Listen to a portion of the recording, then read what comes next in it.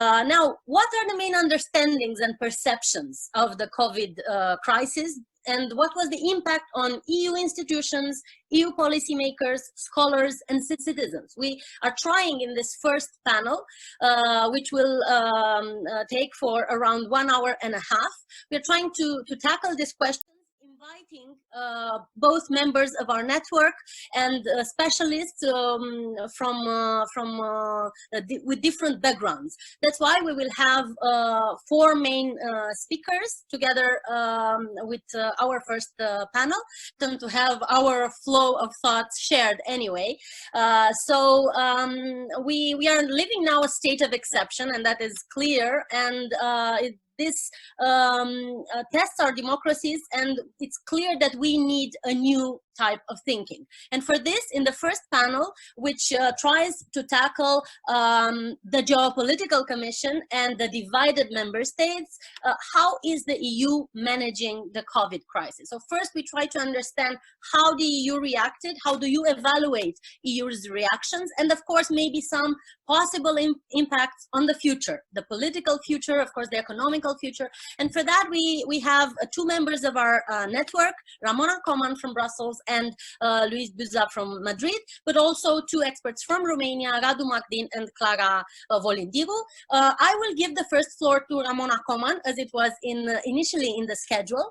She is, of course, Associate Professor of Political Science at the Université Libre de Bruxelles and President of the Institute of European Studies, Professor in Political Science, and she also co-signed a recent manifesto published in Le Soir about the need of a European patriotism, and maybe she would like to elaborate a little bit on that. Her research focus is on policy and ideational change in EU governance and judicial reform, and actually these topics are now in debate. So, Ramona, how is the EU dealing with the crisis, and what do you observe in terms of the public framing of the crisis? Please. Yes. Yes, I can feel it clearly. Are addressed here today, this morning, are all very, very important and need indeed open and public debate. So since I have only 10 minutes, I would like our discussion. I would like to talk about the impact and also about the expectations on the one hand, but also EU's main reactions and decisions. And if we still have time, I would like to say a few words about the conference on the future of Europe. So, for the impact part, I would like to say from the very, very beginning that the EU and the world are facing a global health crisis that killed almost 200,000 people, with the highest numbers in Europe. Although this is not the first pandemic, this is a shock with an emotional impact, I think, for the ones who lost friends and family members without being able to say at least goodbye. So this is for me an important aspect to talk about the impact. Now, leaving emotions aside, the European Commission estimates that the economic impact of the coronavirus outbreak could be bigger than the financial and economic crisis back in 2009-2010. Well, there is a lot of uncertainty and we are in uncharted waters. We don't know if we are at the beginning or in the middle of the crisis. According to experts, there is still very difficult to predict the spread of the virus and on this basis, the impact of the lockdown measures.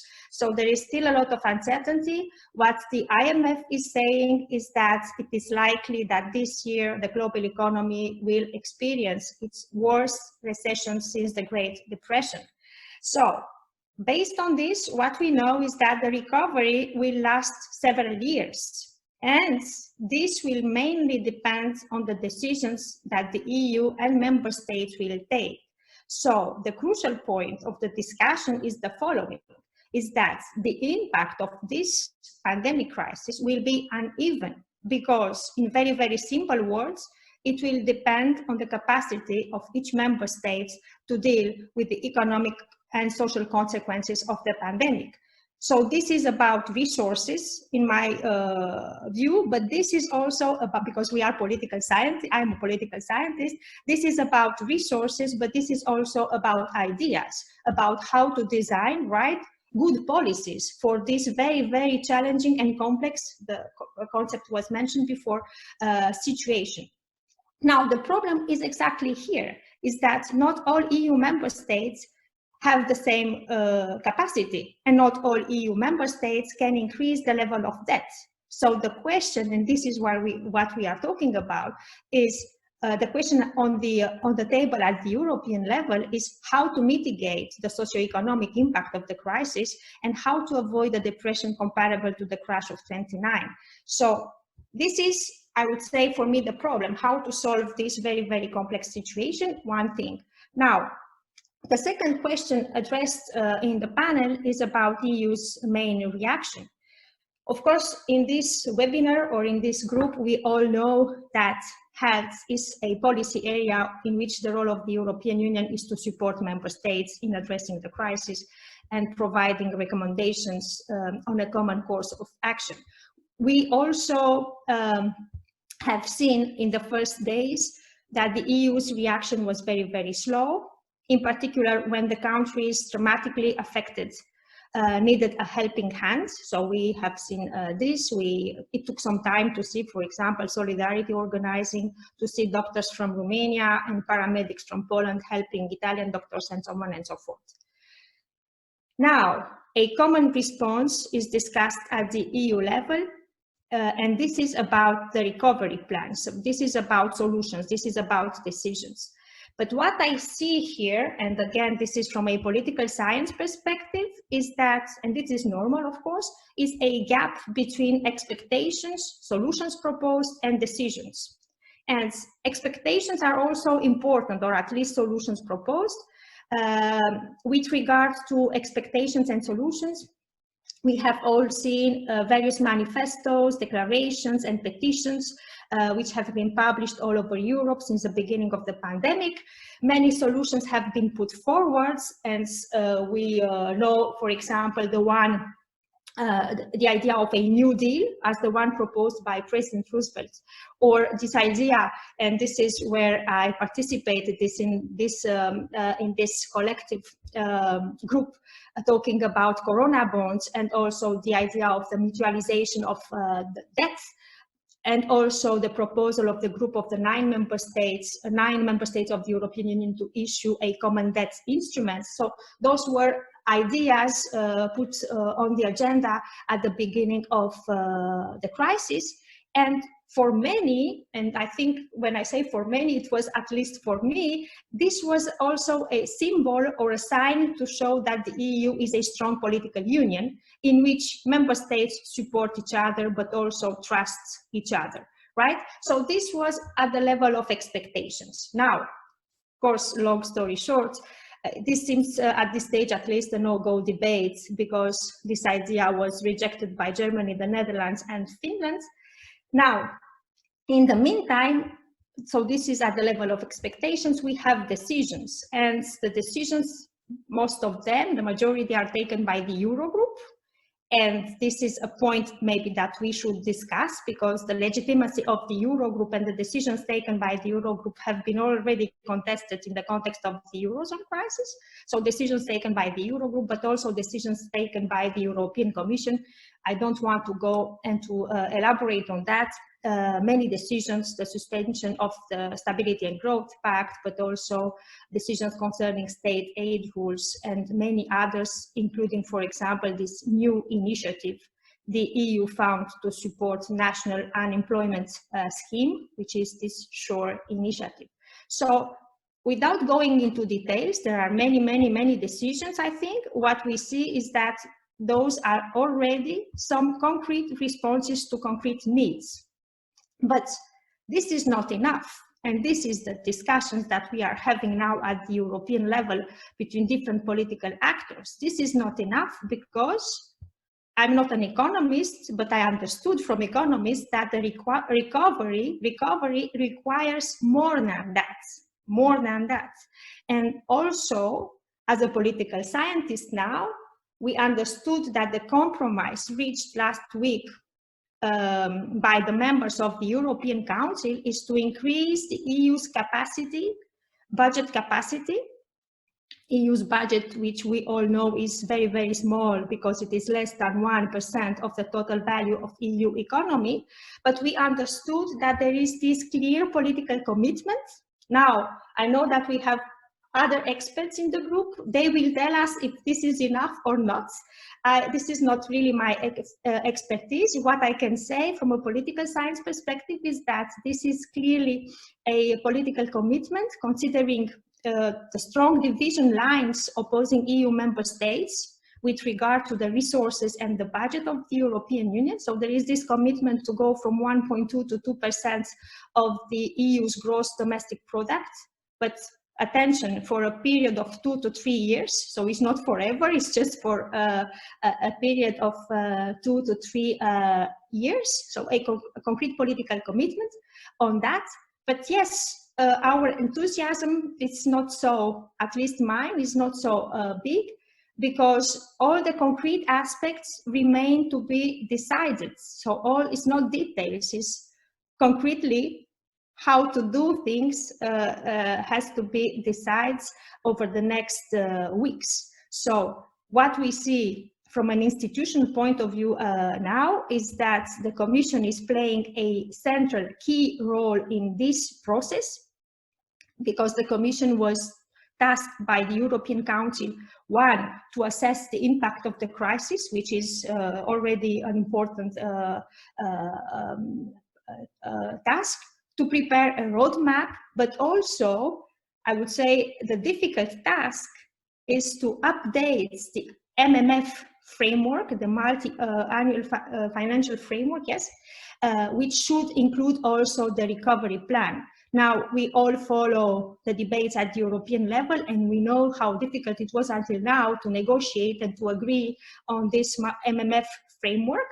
Now the Commission has this very difficult task to also include the recovery plan in it. So one good thing is that the Commission, as a supranational institution, is at the center of those discussions. So this is a good thing. It shows that there is a commitment and a political commitment to elaborate a European solution to this. But on the other hand, we know that there are still very strong divisions at the European level. We also know that the final word or the decision remains to be taken by member states. So this is an important aspect of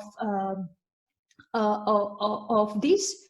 And last point, but again, this is not really my field, but I would like to have this discussion, is that there is still a lot of debate about the nature of tools or ideas, and this is also key, is that we really need this debate, and we really need an interdisciplinary debate with not only political scientists but also economists and many others to understand the nature of the tools. Because last point for me, so this is also the reaction, as I said, political will and commitment to increase the EU's budget for the next 2 years. But on the other hand, it was not clear how this will be used. And this is a very big and important distinction about grants and loans, which is that grants are transfer of resources, while, this is at least what I understood from the discussions, loans should be paid back. So I think that the debate is very, very complex. This is the role of our network, not to tell people what to think, but to clarify the meaning of the questions on the table. So this is why I'm very, very happy this morning to be with you and to have this discussion, because there is a lot of uncertainty, but there are also many points on the table and on the agenda which really need clarification. So last point, really 1 minute, Miruna, if I still have a point, if I have 1 minute, is to finish on that, is that the conference on the future of Europe was supposed to start soon in May, and the conference was postponed, so probably the timing is no longer feasible, so probably we will start in September. Just one sentence to finish on that, is that this is a very appropriate time to talk about the future of Europe, because now we have very concrete questions about us together as a union, Yes. We have very concrete questions. We have very, very concrete questions on the table. So I think that the conference should not be postponed. I think that we are in the middle of a very important debate. Citizens have questions. So maybe it would be great to put all those questions forward and to maintain this discussion about the future of the European Union, and how the EU is addressing the coronavirus crisis is already a way to talk about the future. So thank you very much. I hope it was not very long. Thank you very much, Ramona. You've highlighted both political and some economic issues, and we will also have other experts that could tackle this. Radu Magdin, our next speaker, he's an international analyst, consultant, and trainer. He also worked as an advisor for the Romanian and Moldovan president, so he has a bit of experience in politics, but also he is a former Brussels resident. He worked for the European Parliament and for Euractiv, and we are fortunate that he's also a visiting lecturer at CNSPA. Radu is known for having a lot of disruptive positions, at least in Romanian Twitter and online comments. So I would provoke him a little bit on the Geopolitical Commission, which was forced also to play a geopolitical role by this pandemic. And what do you think, Radu? Do you think that EU reacted correctly in a damage control manner? Do you think that its communication strategy was the most appropriate one? Or do you think that EU's own contradictions might lead to even a higher increase of euros? Yes, we can hear you. Excellent, excellent. You put so many things on the table, so we have. I'll try to be short and to the point on the varied issues. I've already sent as part of the bullet points. The point on the varied issues. I've already sent as part of the bullet points. So let me just say that we tend to use a lot of very interesting words and sound bites in communications, and this is the perspective which I bring to the table, a political communications perspective. I loved what the previous speaker had said. I resonate with a lot. I would say that one of the key issues that was mentioned was expectations management. Expectations management is very important in politics, whether European politics or national politics. By European politics, meaning in this specific case Brussels-centric or Brussels-powered communications. I would say we shouldn't be as mean, although it's a natural instinct as citizens. I think we should not be, and as professionals, I think we should be less mean with our leaders at the European level, because whether we like it or not, this kind of debate, and I follow it globally, has been finding scapegoats in terms of leadership across the world, at least in democratic environments. So from this perspective, each time we were able to contest in a democratic environment our leadership actions, we did it across the world, whether we're talking about Europe, the US, or other countries on different continents. So I think it's natural in times of stress and distress and disruption for us to be nervous. It's normal for us to wait for Prince Charming or Princess Charmante, to come to the rescue from Brussels or from the national capitals. But at the end of the day, I think that speaking of EU reaction, I think that first of all, there was an EU action, and we saw it consistently. Now, that's my first line of comments in my first bullet point. There was EU action. I would say, yes, you can call that also a reaction to the crisis. You could say that there was a less speedy action, but nonetheless, there was action. So there was substance, and there was also better communications from my perspective. And this is my second bullet point. I think that one of the problems with which we've been faced since the 90s, at least since we had a wake-up call with the lost referendums in the 90s and 2000s, was the problems and the conundrums in EU communications and in Brussels communications.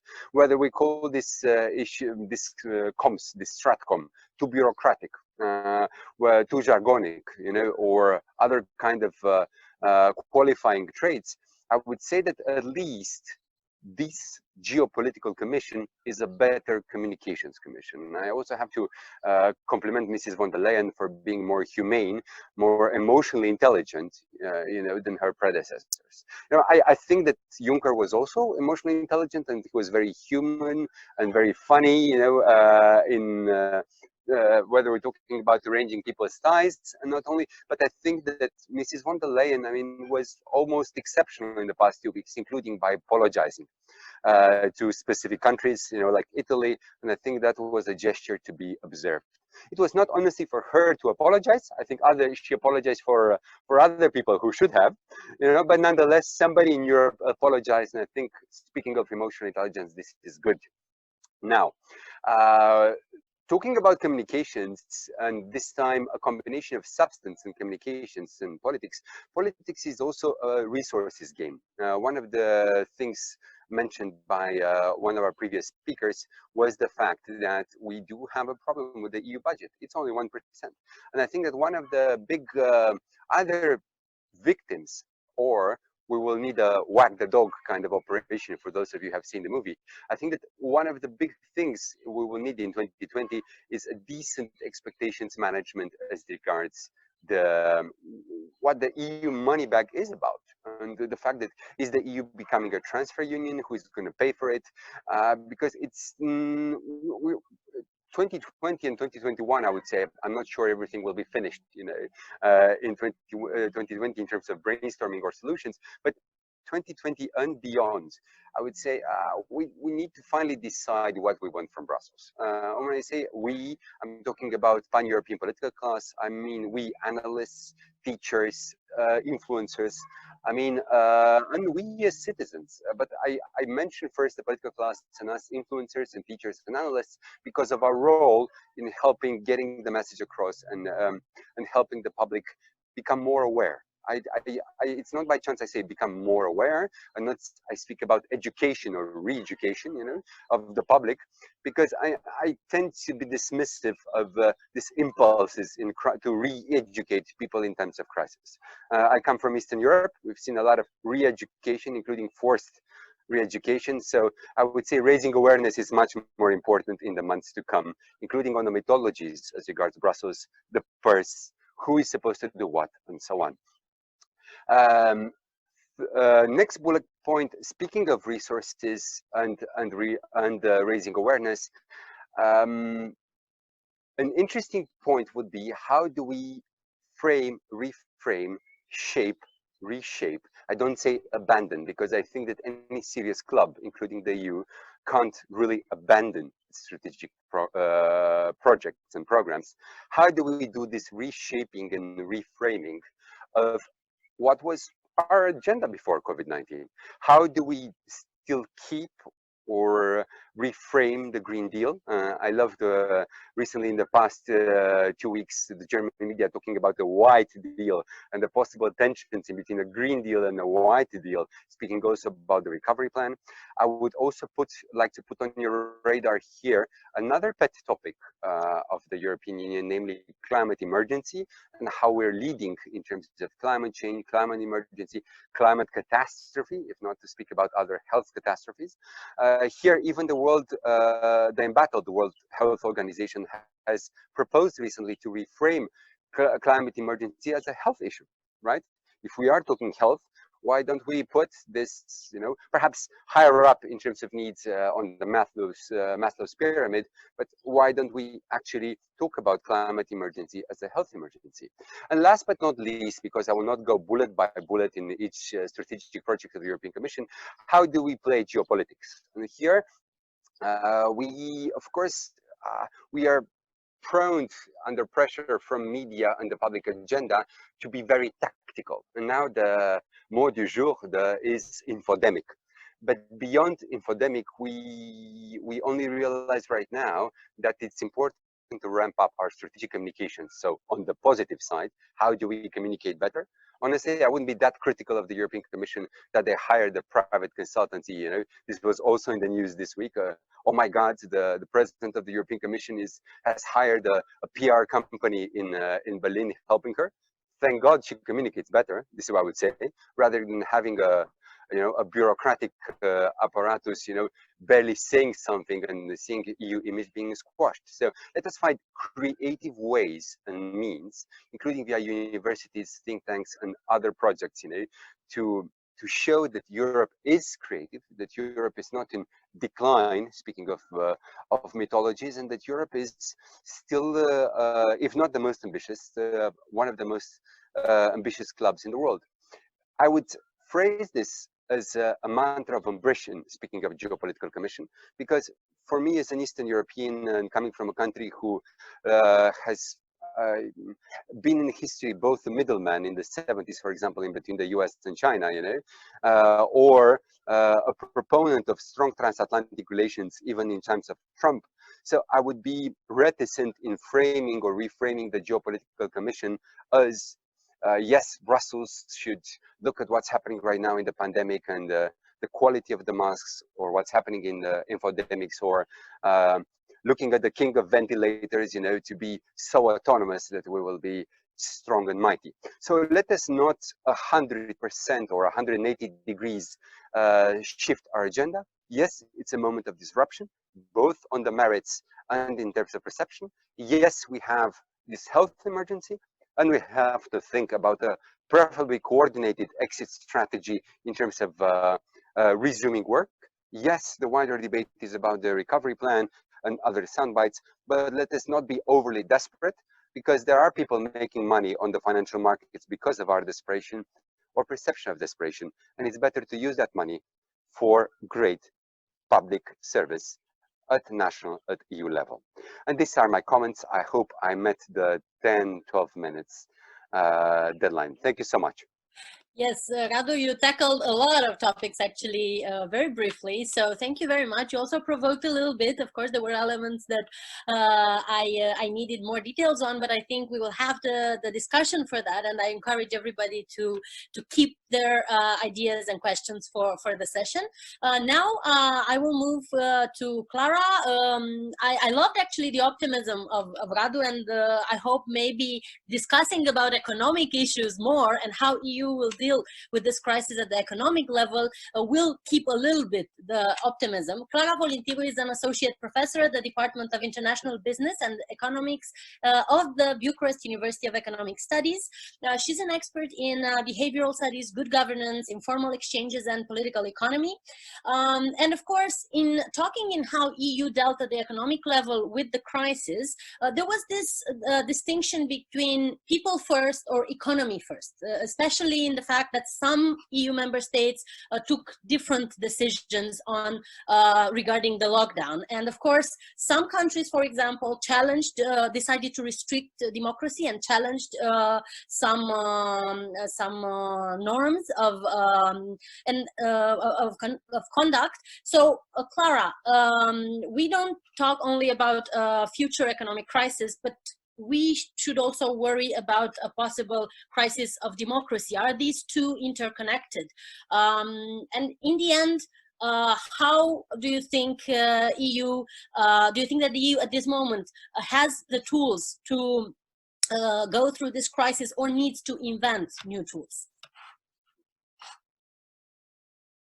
Thank you very much, Miruna. Before I delve into these relevant issues that you laid in front of us, I must say talking about the economy nowadays is no way to be optimistic or keeping our heads up. The economic side of the situation is dire, but the discussion is how soon will it get better? And obviously, like the other speakers in this panel, I believe that the only way to get better is through a common and shared vision at the EU level. And here I think it is important, very important, to remember these type of endowments of the economies we are discussing. No member state alone currently can go about it in the world economy. And this has been around for a few years now. We've been talking about the trade wars that President Trump launched a few years back, and we witnessed how the European Union has to rely on the single market to remain competitive on the global stage. So I think any type of recovery will have to be a solidary recovery in economic terms. Now, talking about the people versus the economy has been one of the, let's say, trend lines of current days, and I think it's a mistake to keep up with this framing. Last year in August 2019, we saw the Business Roundtable statement from the largest corporations in the United States, and that signaled a clear shift back to a type of new social contract. Corporations being accountable to the whole of society, to stakeholders, not just shareholders. And I strongly believe, I firmly believe that this will be a trend that will continue, especially in the post-COVID context. Now, the economy is the people. And at the moment, we are talking about, we have estimations of about $3.4 trillion loss in income for labor. These are estimations from the International Labour Organization. And the problem is not just in figures, in current figures of income and you know, poverty levels, is the fact that the poverty levels will widen. In Europe, we were already struggling with grave disparities between older and newer member states. The only poor regions defined as less than 50% of the EU average in income are to be found in Central and Eastern Europe. So this type of East-West divide, persistent economic divide, has the grave risk of getting even larger. It's also a question of inequality divide between individuals.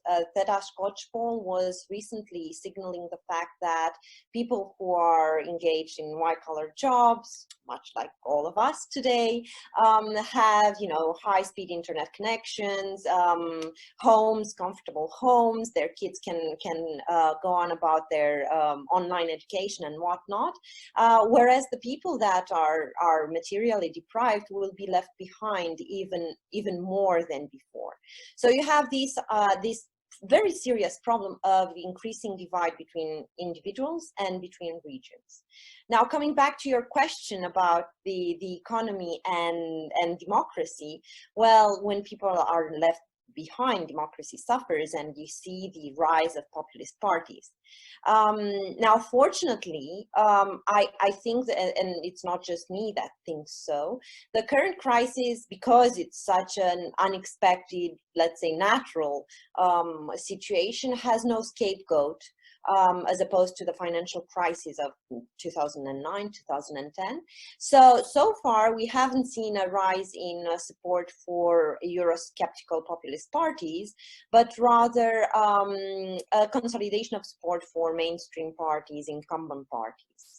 Furthermore, we've seen an increasingly optimistical tendency at national level to have cross-party support.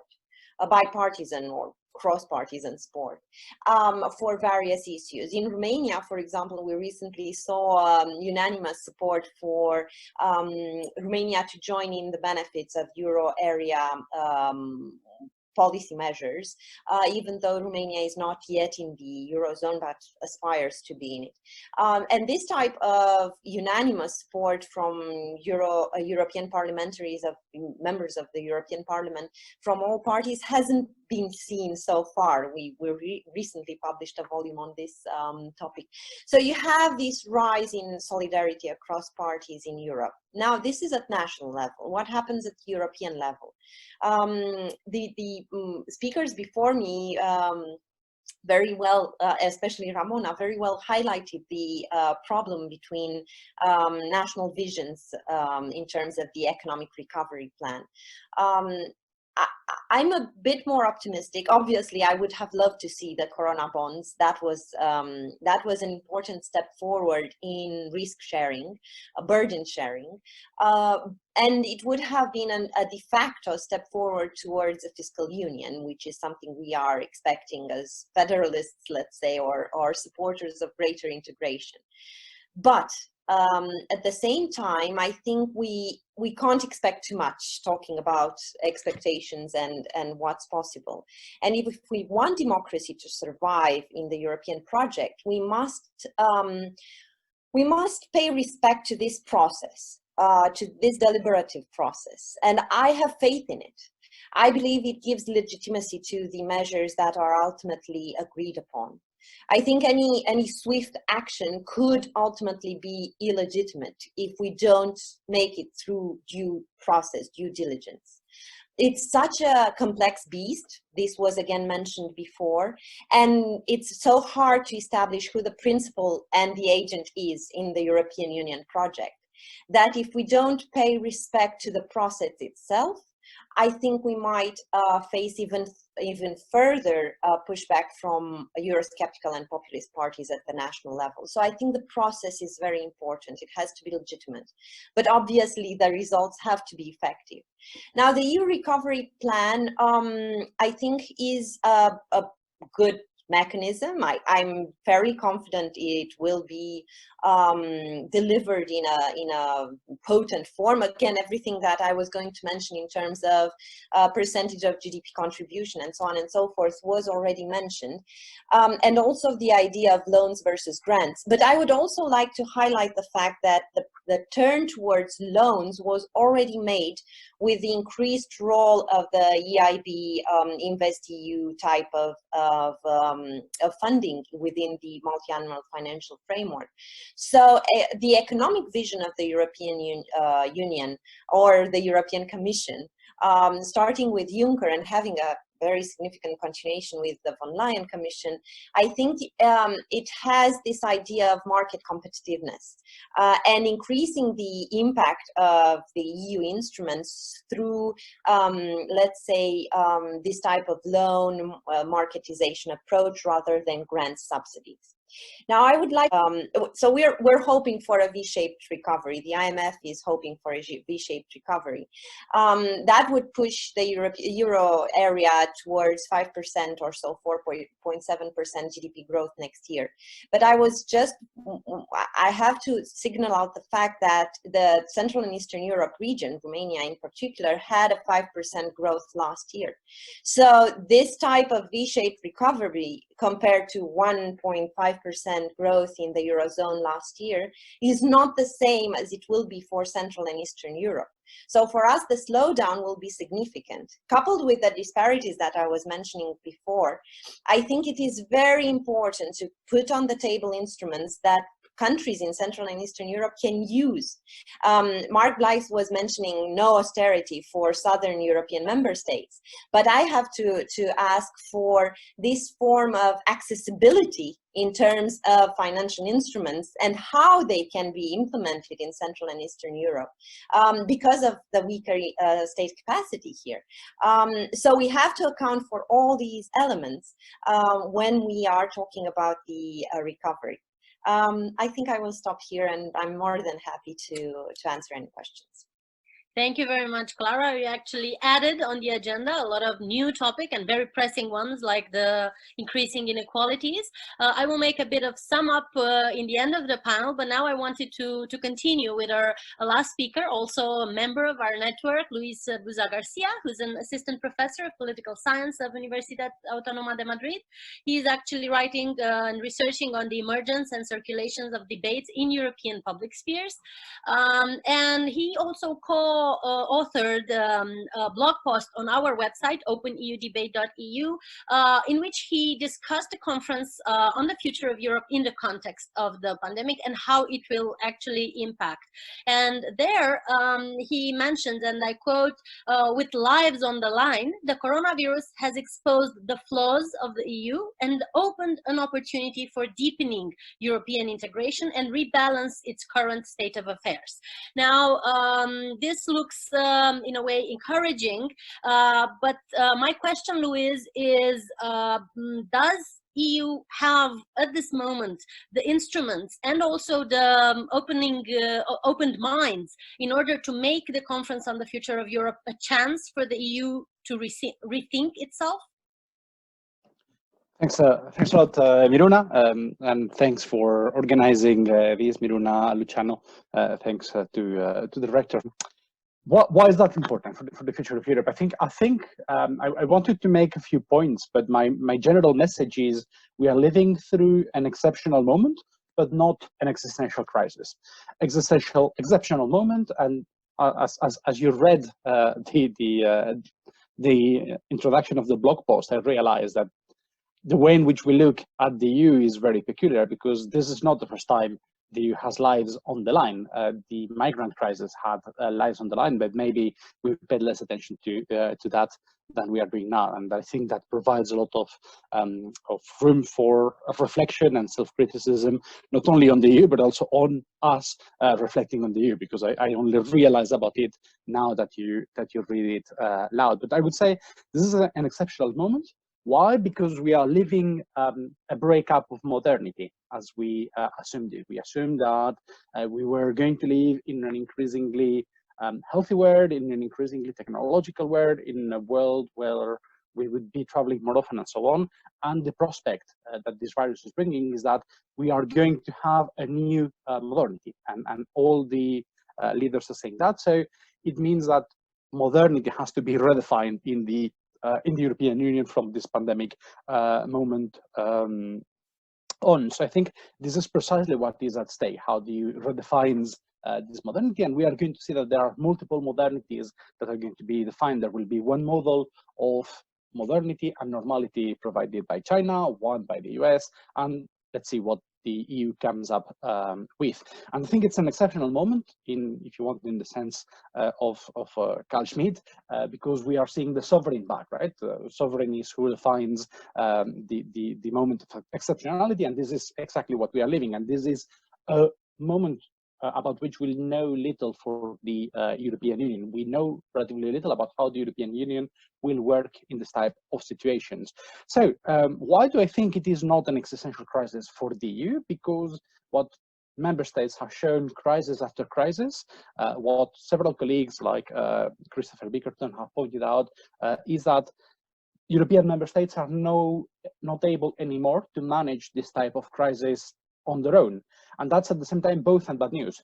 It's bad news in the sense that, and Ramona has already covered that, Clara has made the point as well, not all member states have the same capacities, but on the other hand, they know that they need each other to redefine this type of new modernity and to basically go through all of that together. I think no European member state is even figuring of how going through this crisis alone would be like. So, like it or not, whatever the EU does is relevant for all our member states. So I think that what is really at stake is what kind of Europe will emerge from this crisis, what kind of Europe in the double sense, what kind of EU, for instance, what will be the role of solidarity, to what extent will we have more European integration in the field of health, how much will we emphasize economic recovery in relation to social rights, what kind of labor markets will emerge from this crisis. So what kind of Europe, if you want, in the institutional sense,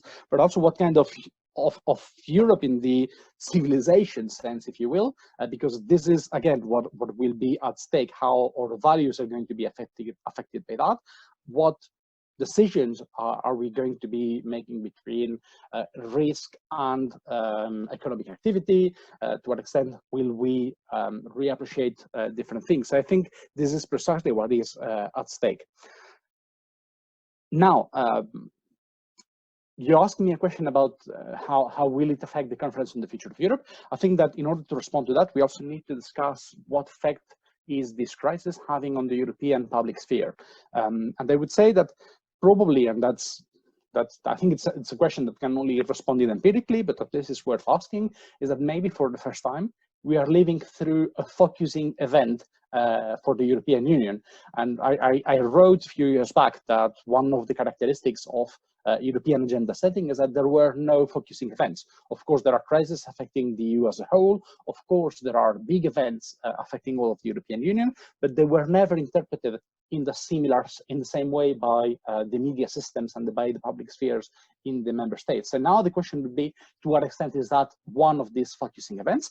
And again, I'm not entirely sure that all the member states are interpreting it in the same way. For instance, are all the media systems at the national level interpreting that as an EU moment? Maybe some of them are really seeing that as an international event, but I think there are very good chances that we are going to see a very similar coverage of this crisis across most of the member states. So this is for the first time one moment when all Europeans are looking at the same event, and not only looking at the same event, but also looking at the event in the same way.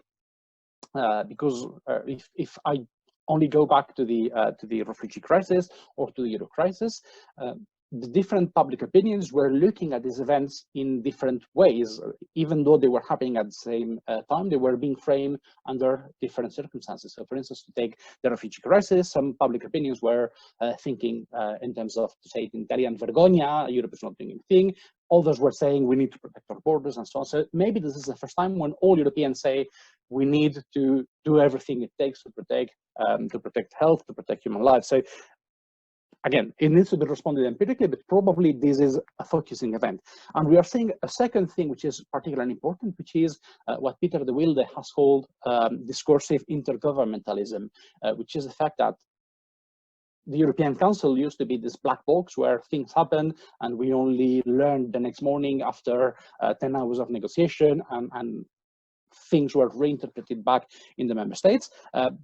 Through this crisis, we are seeing member states leaders addressing their peers' public opinions. They are discussing, they are publishing op-eds in Dutch media, in Italian media, and so on. So we are starting to see this conversation where Macron publicly addresses the public opinion of a fellow leader to try and say something completely different. So this is going to be important, but probably it will play for a more intergovernmental response. So I think all of this plays more than ever for an institutionalized forum where Europeans, where public opinions, where civil society, where academics, where political parties have a chance to have their voice heard, because otherwise we are going to see a very peculiar negotiation. So I come back to my last point to conclude. We are living through an exceptional moment, and we know that in these exceptional moments, we see the state back, we see the nation states back, the national leaders back. So how will the EU respond to this challenge of the sovereign? So I think this is where public opinion, this is where the Conference on the Future of Europe becomes so important to try and manage that. I will only point three things that will be in the future, but I would say in the immediate future, this is not even before we are fully back to our normal lives, even though I said normality will not be the same thing as before. Hungary, because we could say Hungary had democratic problems, whatever have we. No, now we have a member state which is no longer a democracy. So how will the European Union live with that?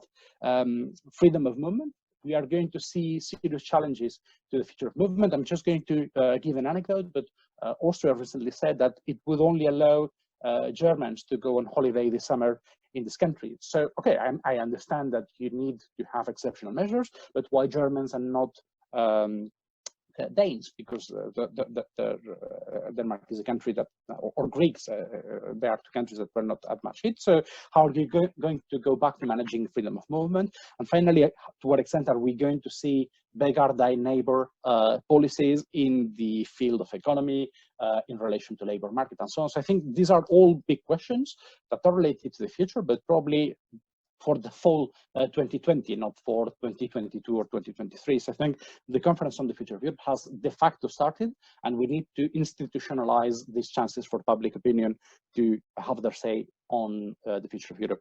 Thanks. Thank you very much, Luis. Very, very sharp. We are now actually having 30 minutes, final 30 minutes of discussion. Before everybody prepares, I don't know,